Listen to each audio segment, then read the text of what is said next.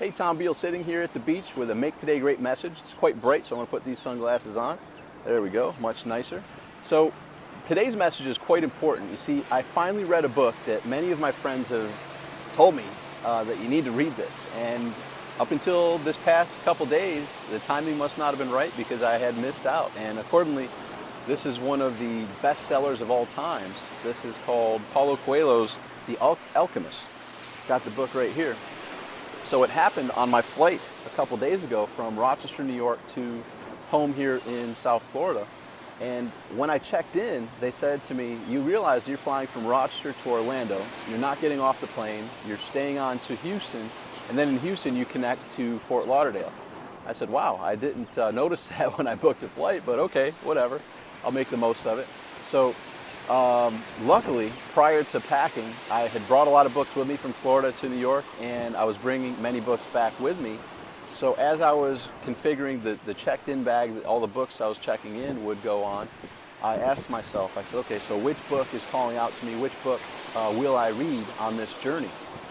And funny enough, as I was packing up, I hadn't even seen The Alchemist in the other stacks that I had like tightened together so they wouldn't get all ruined in the travels. And The Alchemist fell on the bookshelf. Like it flipped over, and I said, aha, it's time for me to read The Alchemist.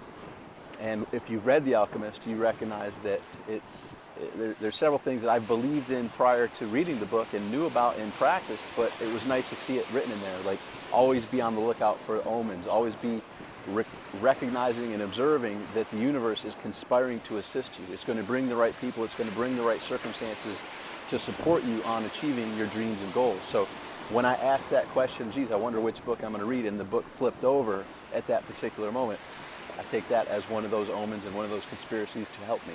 So I bring it on the plane with me, and I just, if you know my stories about the no rice moment and how everything does work together for good, by the one hand that creates all, as you're reading The Alchemist. But I also have been fortunate to sit at live events next to some amazing people.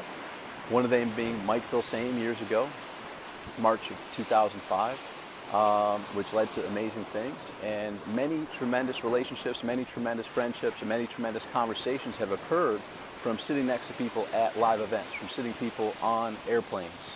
And this was no different. On the flight up from New York, or from Florida to New York, Dan Marino was on my flight, and I ran into the people that were traveling with Dan and had tremendous conversations on that flight, and then the connecting flight. And on the way back, same thing happened. I sat next to some incredible people. And I normally don't sit in emergency exit seats, but this time, as I was walking to the back, going to go get an outside seat, there was an emergency seat open, and I sat there. Come to find out, had a tremendous conversation with the person that was sitting next to me, who's actually a person who books speakers. So this, it's just amazing how everything works.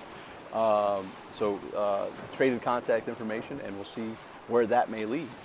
And then the next flight, similar circumstance. I was walking towards the back and saw a middle seat open. I normally don't sit in middle seats. I said, you know what, it's near the front. What the heck, go for it. So I sat there, had another awesome conversation. But long story short, this book is a must-read, and I'm thankful that I did go from Rochester to Orlando, and then from Orlando to Houston, because I completed the book on those two legs of the journey.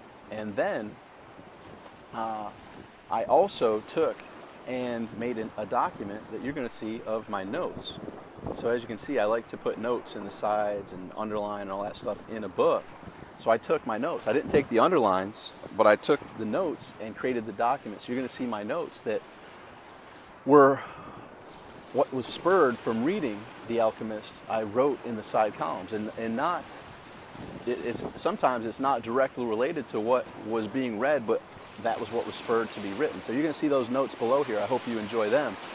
And while I'm here and I'm done recording this for you, what I'm going to do is record via audio the underlinings of this book and record it with my voice, so that then I will now have this for my own personal use to take away in an audible fashion. So when I'm walking, which I love doing on the beach and elsewhere, I will be able to listen to the points in the book that I felt compelled to underline, and that will help me remember and live those particular moments and embrace them and have them be a part of me. So that's an added tip that Jeffrey Gitomer, my friend, best-selling author of all time for sales books, told me to read books with your own voice, because it adds a whole different level of you comprehending it and you understanding it. So hope those are helpful. I look forward to hearing your comments below, reading your comments below on this particular conversation that we had here on the beach, and also the notes that you see below related to the book, The Alchemist. Also, let me know if you've read the book yet. If so, what were your biggest takeaways? If not, when are you committing to read it? And I hope this is a eye-opening conversation that we had here today. And as always, I look forward to reading your comments and replying to them below. Until next time, make today great.